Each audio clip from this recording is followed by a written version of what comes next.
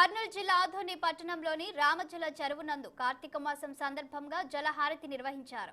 అత్యధిక వర్షాలతో రామజల చెరువు నిండుకుండలా మారడంతో జలహారతి చేస్తే బాగుంటుందని ఎమ్మెల్యే సాయి ప్రసాద్ రెడ్డి చెప్పడంతో కార్యక్రమాన్ని నిర్వహించారు. ఇలాంటి అపురూప ఘట్టం ప్రముఖ ఆధ్యాత్మిక కేంద్రం కాశీ తర్వాత ఆదోనిలో మొట్టమొదటిసారి చేయడం విశేషమని పండితులు చెబుతున్నారు. విరాట్ హిందూ సంస్థాన్ రామాంజనేయులు గరుదాద్రి దత్తాత్రేయ స్వామి ఆధ్వర్యంలో నిర్వహించిన జలహారతి వీక్షించేందుకు వేలాది మంది భక్తులు తరలివచ్చారు.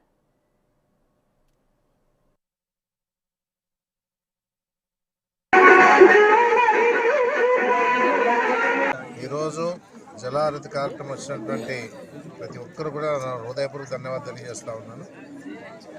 ఏదన్నా రాజకీయాలు దీంట్లో సంబంధం లేదని చెప్పేసి కూడా గట్టిగా చెప్పగలుగుతా ఉన్నాను.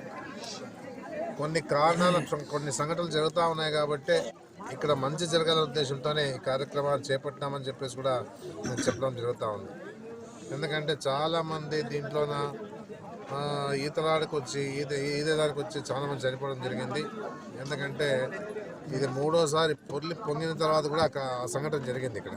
అందుకే ఈ విషయాల్లో కొంతమంది అంటే ఆధ్యాత్మిక ఉన్న వాళ్ళని కూడా ఇంకా మంచి గురువులు కూడా అడగడం జరిగింది. వాళ్ళంతా కూడా ఎప్పుడు ఏమీ ఆ కార్యక్రమాలు చేయలేదు. అక్కడ మీరు ఎవరు పట్టించుకునే పరిస్థితి లేదు కాబట్టి మీరు ఒక మంచి జలహారతి కార్యక్రమం పెట్టండి అని చెప్పిన తర్వాత ఈ కార్యక్రమాన్ని ఏర్పాటు చేశామని చెప్పేసి కూడా నేను చెప్పడం జరుగుతుంది. ఏదో ఒక్కరితో జరిగే పని కాదు, అందరినీ కూడా కలుపుకొని ఈ కార్యక్రమంలో భాగస్వాములు చేసి వాళ్ళ ద్వారా ఈ కార్యక్రమం జరిపించారు.